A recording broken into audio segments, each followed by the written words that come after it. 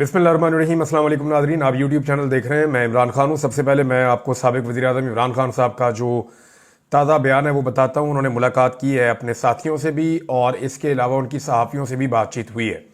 इमरान खान साहब ने क्या कहा, नई स्ट्रेटजी क्या है, लेकिन इससे पहले रोज़ाना बेचारे नून लीग वाले हमारे जो दोस्त हैं वो रात को ख्वाब देख कर सोते हैं कि सुबह वो उठेंगे तो शहबाज शरीफ साहब एब्सोल्युटली नॉट कह चुके होंगे, लेकिन जब भी वो उठते हैं तो उन्हें मायूसी होती है क्योंकि शहबाज शरीफ साहब अमेरिका को एब्सोल्युटली नॉट कहने की बजाय अपनी पार्टी को और अपने लोगों को ही मायूस कर चुके हैं और वो एब्सोल्युटली नॉट यहाँ कह रहे हैं, वहाँ नहीं कह रहे, क्योंकि इतनी जुर्रत ही वो इकट्ठी नहीं कर पा रहे।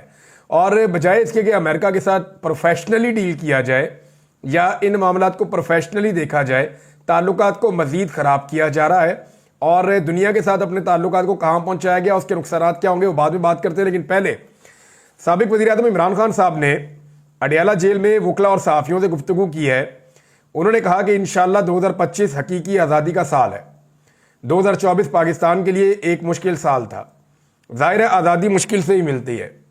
मुझे पैगाम मिला है कि हमसे डील करें, हम आपकी पार्टी को सियासी स्पेस देंगे। अब ये किसने कहा कि डील करें? कौन देगा सियासी स्पेस? जिन्होंने छीनी है वही देंगे ना। उन्होंने इमरान खान साहब को पैगाम दिया कि आपकी पार्टी को बाकी पार्टियों की तरह स्पेस मिल जाएगी तो आप हमारे साथ डील करें, लेकिन आपको हाउस अरेस्ट करके बनी गाला में मुंतकिल कर देंगे। अब ये इमरान खान साहब के पास, मैं पहले भी आपको खबरों में बता चुका हूं और बहुत सारे लोग भी ये खबर दे चुके हैं कि बारहा इमरान खान साहब को ये ऑफर दी गई है कि जनाब आप हाउस अरेस्ट होने का फैसला करें और इसके ऊपर जो है पेशरफ्त हो सकती है। कभी कहा जाता है जी कि नथिया गली, कभी कहा जाता है जी खैबर पख्तूनख्वा, कभी कहा जाता है जी बनी गाला, लेकिन इमरान खान साहब ने इसको मुस्तरद किया और वैसे भी उनको इसे मुस्तरद ही करना चाहिए। इमरान खान ने कहा कि मैंने जवाब दिया है कि पहले बाकी तमाम सियासी कैदियों को रिहा करो, मैं जेल में रह लूंगा लेकिन कोई डील कबूल नहीं करूंगा, हाउस अरेस्ट या खैबर पख्तूनख्वा की किसी जेल में नहीं जाऊंगा। अब ये बात आप जहन में रखें कि निज़ाम के लिए सबसे बड़ा प्रॉब्लम यह है कि निज़ाम अपनी इज्जत कैसे बचाए। निज़ाम जो कल तक बड़ा एग्रेसिव था, बड़ा जारहाना था, पूरा का पूरा जो एस्टेब्लिशमेंट और हुकूमत का स्ट्रक्चर है, उन्होंने इमरान खान पे पीटीआई पे हमला किया हुआ था। अब मार मार के उन्होंने सारी कोशिशें करके देख ली हैं, बिलाखिर उनकी हालत यह है कि अब वो इमरान खान को छोड़ना चाहते हैं और समझ नहीं आ रही कि कैसे छोड़ें। देखिए, इमरान खान अगर हाउस अरेस्ट हो जाते हैं या खैबर पख्तूनख्वा की किसी जेल में चले जाते हैं या कोई फेवर ले लेते हैं इस निज़ाम से, तो वो बात नहीं बनेगी। अब अगर इमरान खान साहब को रिहा किया जाता है जेल से तो इमाम खुमैनी टाइप का इमरान खान साहब का पाकिस्तान में इस्तकबाल होगा। इस खित्ते में लोग सारे इस्तकबाल भूल जाएंगे। अब इतना बड़ा इस्तकबाल अगर इमरान खान का होगा तो वो पाकिस्तान का क्या खित्ते का सबसे बड़ा प्लेयर बन जाएगा। और फिर सबको पता है कि फिर इलेक्शन जीतने के बाद इमरान खान साहब इक्तदार में भी आ जाएंगे और बहुत सारी चीजें बहुत सारे लोगों को फेस भी करनी पड़ेंगी। अब सिस्टम इस वक्त क्या सोच रहा है कि इमरान खान साहब को छोड़ना तो पड़ेगा, मैक्सिमम 1-2 महीने अंदर रखा जा सकता है, इससे ज्यादा अब नहीं रखा जा सकता। अगर आप केसेस के मामले में देखें तो मैं पहले दिन से कह रहा हूं कि अगर इमरान खान साहब को इंसाफ के नुक्ता नजर से छोड़ना है तो वो तो उनको अगस्त में छूट जाना चाहिए था, जब केसेस खत्म हो गए थे। सितंबर में छूट जाते और सबका यह अंदाजा था कि अगर इंसाफ और कानून पे चलेंगे तो छूट जाएंगे, लेकिन साल खत्म होने को आया, इमरान खान साहब नहीं छूटे। तो इंसाफ तो होना नहीं है।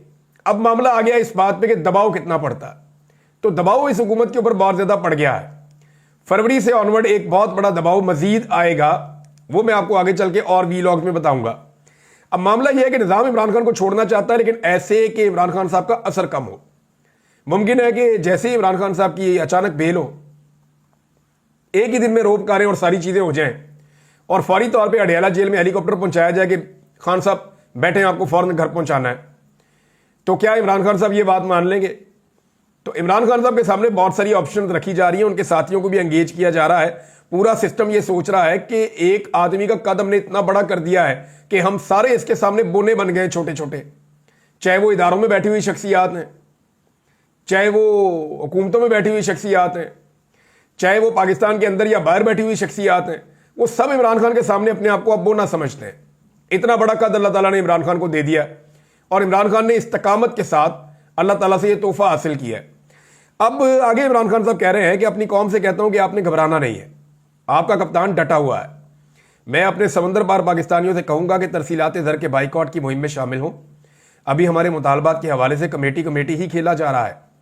ताहम अगर मुज़ाकरात से मुस्बत नताइज आए तो तरसीलात ज़र के बाइकआउट की मुहिम रोक दी जाएगी। ये हकीकी आज़ादी और जमहूरियत की बहाली के लिए एक एहतजाज है। अगर कानून की हुक्मरानी होती तो मुल्क में सरमायाकारी आती और मईशत संभल जाती, मगर इस पर कोई तवज्जो नहीं दी गई। सरमायादार अपना सरमाया निकाल रहे हैं और कारखाने बंद हो रहे हैं। मिलिट्री कोर्ट में 9 मई से मुताल्लिक अपनी मर्जी के ट्रायल किए गए। ओपन कोर्ट में ट्रायल चलाए जाते तो 9 मई की वीडियो फुटेज देनी पड़ती। 18 मार्च 2023 को मेरे ऊपर जुडिशल कम्प्लेक्स इस्लामाबाद में हमले की वीडियो का रिकॉर्ड दानिस्ता तौर पर गायब कर दिया गया। शफाफ ट्रायल शहरियों का बुनियादी हक है। फौजी अदालतों में मुकदमात चलाने से शहरियों के बुनियादी हकूक सलब हुए और बैनुल अक़वामी सतह पर पाकिस्तान की शदीद सुबकी हुई है। आईनी अदालत इसलिए बनाई गई है ताकि कादी फ़ायद ईसा की तरह ही उनसे काम लिया जा सके। खुफिया इदारों का असल काम सरहदों का तहफ़्फ़ुज़ और दहशतगर्दी से बचाव है। अगर वो पॉलिटिकल इंजीनियरिंग और तहरीक इंसाफ को तोड़ने में ही लगे रहेंगे तो सरहदों का तहफ़्फ़ुज़ कौन करेगा? अपनी पॉलिसी का दोबारा जायजा लें। अफगानिस्तान पर 2 दफ़ा बमबारी की गई है। पहले दावा किया गया था कि महाजरीन को ज़बरदस्ती वापस भेजने से दहशतगर्दी कम होगी, मगर इस तरीक़ाकार से नफरत मजीद बढ़ी है जो इलाकाई अमन व अमान के लिए ठीक नहीं है। बिलावल जब वज़ीर ख़ारजा बना तो एक बार भी अफगानिस्तान नहीं गया, जो कि एक तरजीह होना चाहिए था। मैंने जनरल बाजवा से भी कहा था कि अफगानिस्तान से अमरीकी इनखला के बाद हालात ऐसे नहीं हैं कि ISI चीफ जनरल फैद हमीद को फौरी तौर पर तब्दील किया जाए, लेकिन वो सारे फैसले पाकिस्तान की बजाय अपनी तौसी के मनसूबे के लिए कर रहा था, जिसका पाकिस्तान को नुकसान हुआ और दहशतगर्दी में इजाफा हुआ। ये इमरान खान का स्टेटमेंट है। उनकी पार्टी के लोग जो उन्हें मिलकर आए, मुज़ाकराती कमेटी जो है उसको इजाज़त दी गई। ऐसा माजी में कभी नहीं हुआ। अब जो कमेटी है वो पूरी की पूरी गई, जाकर उन्होंने इमरान खान साहब से मुलाकात की। इसका मतलब है निज़ाम को इस बात की समझ आ गई है कि इमरान खान को मजीद अब अंदर रखना उनके बस में नहीं है। अब वो कोई ना कोई रास्ता निकाल रहे हैं कि इमरान खान को स्मूथ तरीके से बाहर निकाला जाए, जिसमें जो मौजूदा पोलिटिकल पार्टीज जिनको इक़्तिदार में ज़बरदस्ती बिठाया गया है उन्हें, और जो पाकिस्तान की एस्टेब्लिशमेंट है उन्हें कम से कम डैमेज और नुकसान हो, और इमरान खान साहब को किसी ऐसी बात पर लाया जाए जिसमें कुछ ना कुछ करके उन्हें भी कुछ ना कुछ मिल जाए, यानी जो इमरान खान के पॉलिटिकल अपोनेंट हैं वो ज्यादा अदम तहफ़्फ़ुज़ का शिकार ना हो। इन लोगों ने बाहर आके जो 2 बड़ी अहम बातें बताई, उनमें एक तो यह है कि इमरान खान ने अपने ऊपर होने वाले कातलाना हमले और जो उनके साथ रवा रखे जाने वाला बदतरीन सलूक है उसके लिए इमरान खान ने आम माफी का ऐलान किया है, लेकिन for the sake of Pakistan. अगर पाकिस्तान के लिए कोई आगे बढ़ता है तो इमरान खान के साथ जो जाती तौर पे हुआ उसे इमरान खान माफ कर देंगे। वैसे बहुत बड़ा दिल है इमरान खान का, इद्दत जैसा घटिया केस बनाया है, बहुत बड़ा दिल है इमरान खान का। उन्हें गद्दार डिक्लेयर किया गया, उनके ऊपर कातलाना हमले 1 दफ़ा नहीं 2 मरतबा नहीं 3 मरतबा हुए। ये सब कुछ होने के बावजूद इमरान खान साहब ने माफ़ करने का ऐलान कर दिया कि पाकिस्तान की खातिर मैं आम माफ़ी का ऐलान करता हूँ। 31 जनवरी तक ये मुज़ाकरात मंतकी अंजाम तक पहुँचाना होंगे, डेडलाइन इमरान खान साहब ने दे दी, लेकिन उसके बाद फिर चीज़ें बहुत तेज़ हो जाएंगी। तो 31 तारीख की जो डेडलाइन है वो भी इमरान खान साहब की तरफ आना, उनकी जानिब से सामने आ जाना, ये एक बड़ी अहम डेवलपमेंट है। अच्छा जी, एक डेवलपमेंट और है, ये बहुत इंपॉर्टेंट है, और ये डेवलपमेंट है जो फौजी अदालतें हैं उन्होंने पहले 20 सज़ाएं फिर 25 सज़ाएं यानी 55 सज़ाएं पहले दी थी और अब 60 सज़ाएं मजीद दे दी हैं। और ये मुझे ऐसा लगता है कि बड़ी उजलत में बहुत जल्दी जल्दी हुआ है।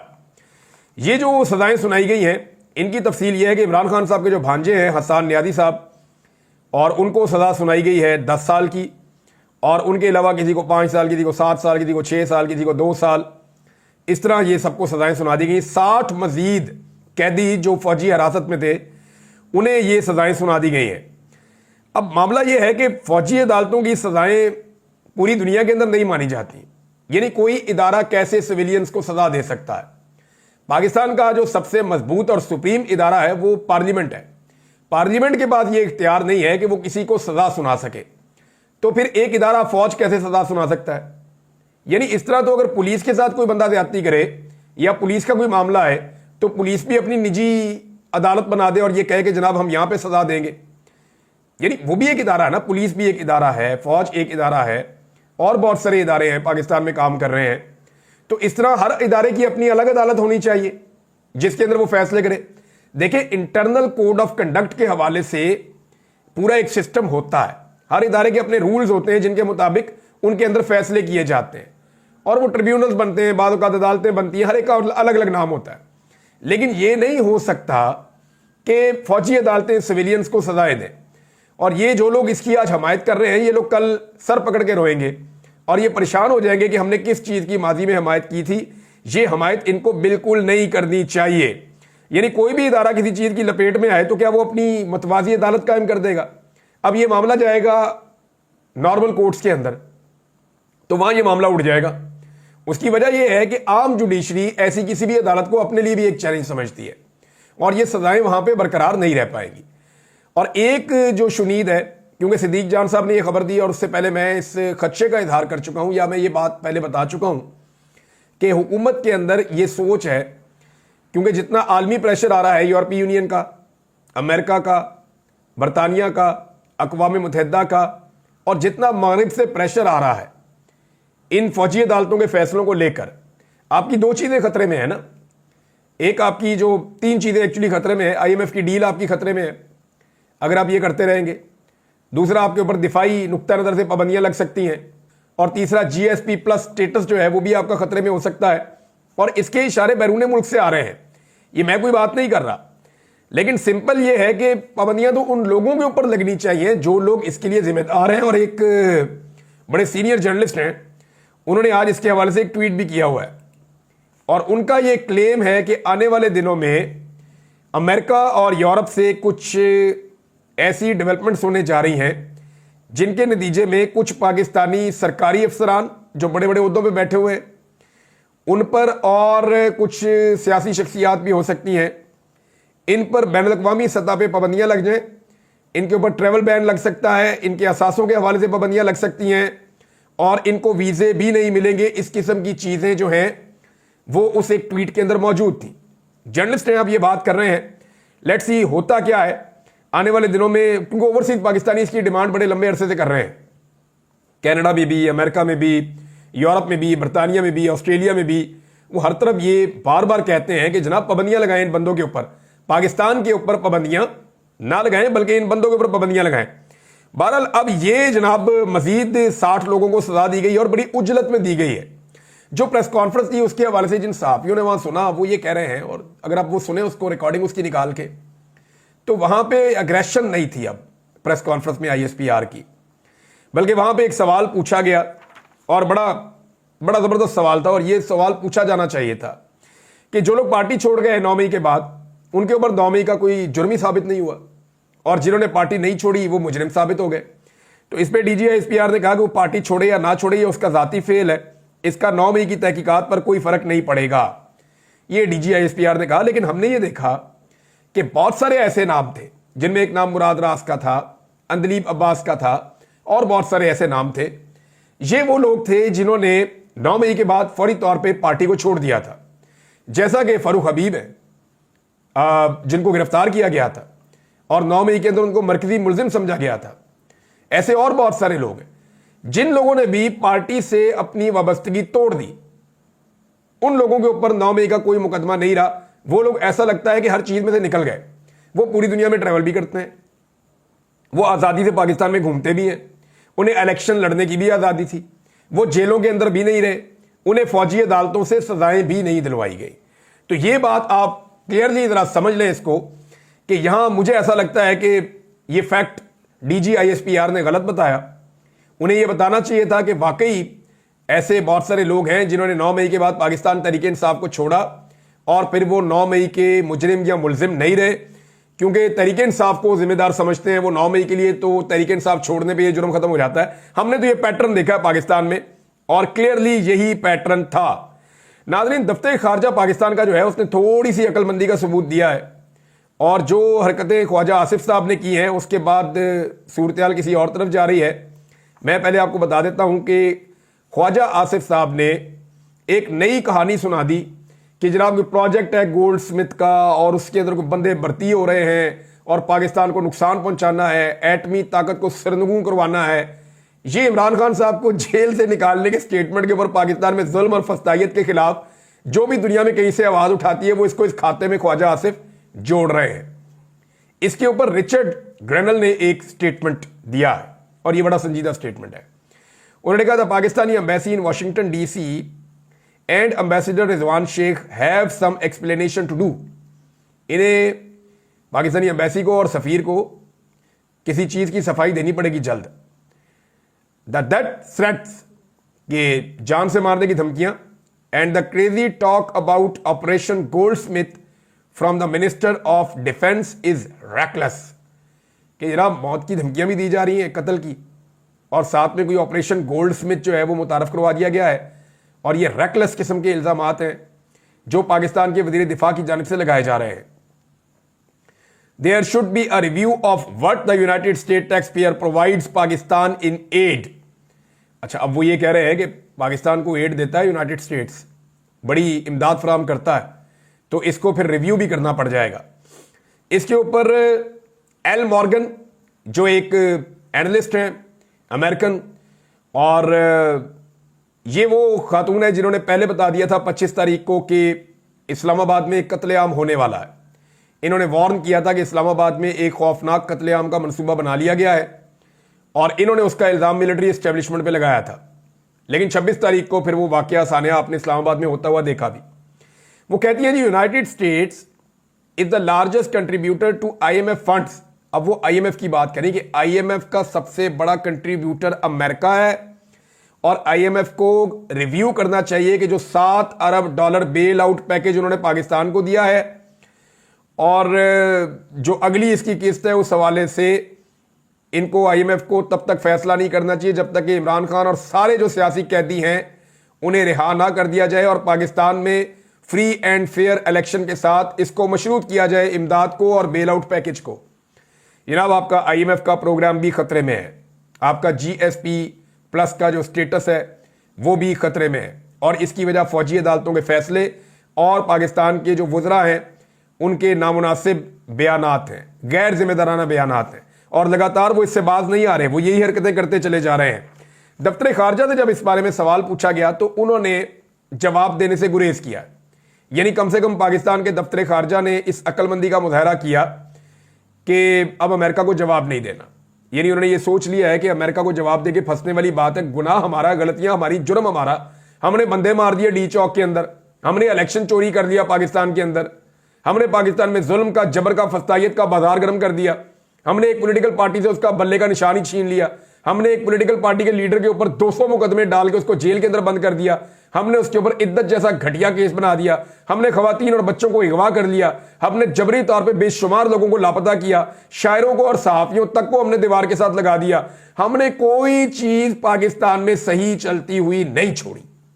तो गुनाह तो सारा जुर्म हमने किया पाकिस्तानियों ने, तो हम कैसे दुनिया को जवाब दे सकते हैं जो सवाल पूछ रहे हैं। देखिए ख्वाजा आसिफ वगैरह या बाकी लोग जो हैं वो हल्की हल्की आवाज निकालते हैं कि पाकिस्तान के अंदरूनी मामला है, इनमें मुदाखलत ना की जाए, लेकिन मैं एक चीज क्लियरली आपको बताऊं कि इंसानी हुकूक कभी भी किसी मुल्क का अंदरूनी मामला नहीं होता। अंदरूनी मामला होता है कि अवाम ने जिसको वोट दिया वही मुंतखब होकर आ जाए। अंदरूनी मामले का जवाब तब देना था जब साइफर आया था और कहा गया था कि इसको निकालो नहीं तो तुम्हें नताइज बर्दाश्त करने पड़ेंगे। यह था अंदरूनी मामला जिसके ऊपर कोई नहीं बोला। इंसानी हुकूक किसी भी मुल्क का अंदरूनी मामला नहीं होता। अमेरिका के अंदर किसी के साथ जुल्म होगा हम आवाज उठाएंगे। अमेरिका की वजह से दुनिया में जितना खून खराबा हुआ उसके ऊपर हमने आवाज उठाई है। अब अमेरिका तो नहीं कह सकता हमारा अंदरूनी मामला है, आप इसके ऊपर बात ना करें। जो अमेरिका में जॉर्ज फ्लॉयड के साथ हुआ या जो सियाफा अमरीकियों के साथ एक दौर में मामला रहा उसके ऊपर मैंने भी वीडियोस बनाई हैं, हम कर सकते हैं। गजा के ऊपर बात कर सकते हैं, शाम के ऊपर बात कर सकते हैं, इराक के ऊपर हम बात करते हैं, अफगानिस्तान के ऊपर हम बात करते हैं, कश्मीर के ऊपर हम बात करते हैं, म्यांमार के ऊपर हम बात करते हैं। तो पूरी दुनिया में जहां पे भी जुल्म और जबर होता है उसके ऊपर हम बात करते हैं। तो वो उस मुल्क का अंदरूनी मामला नहीं होता। इंसानी हकूक का मामला इंसानी मामला है, और इसके ऊपर अक़वाम मुत्तहिदा के चार्टर के अंदर बाकायदा तहरीरी तौर पर लिखा हुआ है, और सब इसके अंदर मुदाखलत कर सकते हैं और इसके ऊपर अपना बयान दे सकते हैं। अब नाज़रीन रास्ता क्या है? रास्ता यह है कि कुछ भी करके आलमी सतह पे मामला संभालना है ना, और दूसरा इदारे के अंदर एक बयानिया भी बन जाएगा। पाकिस्तान के अंदर देखें जी हमारे जो मुजरिम उनको सजाएं नहीं हुई, लेकिन बयानिया पाकिस्तान में वही बनना है जो इमरान खान ने बनाना है। इस वक्त चीज़ें उनके कंट्रोल में, आप जो मर्जी कर लें। लेकिन अब एक ऑप्शन है, इस पर गौर किया जा रहा है। सिद्दीक जान ने भी कहा था, मैंने थोड़े दिन पहले आपको बताया भी था कि हुकूमत गौर कर रही है कि जो आईनी बेंच है उसके जरिए से फौजी अदालतों वाला मामला ही खत्म कर दिया जाए, ताकि ना रहेगा बांस और ना बजेगी बांसुरी। कुछ टाउट टाइप के लोग ये कह रहे थे कि उम्र कैद हो जाएगी, फांसियां हो जाएगी, लेकिन ऐसा कुछ नहीं हुआ। 105 बंदे थे, 105 को ही सजा सुना दी गई है। यानी ऐसी 100% फौजी अदालतों ने सजाएं सुनाई है, एक बंदा जो है वो बेगुनाह नहीं निकला। अब आप अंदाजा करें, तो दुनिया ऐसे फैसलों को इंसाफ तो नहीं मानती ना। हम अपने आप को अलग तो नहीं रख सकते ना दुनिया से, दुनिया में ही रहते हैं, दुनिया में ही जीते हैं, दुनिया के साथ ही ट्रेड करते हैं।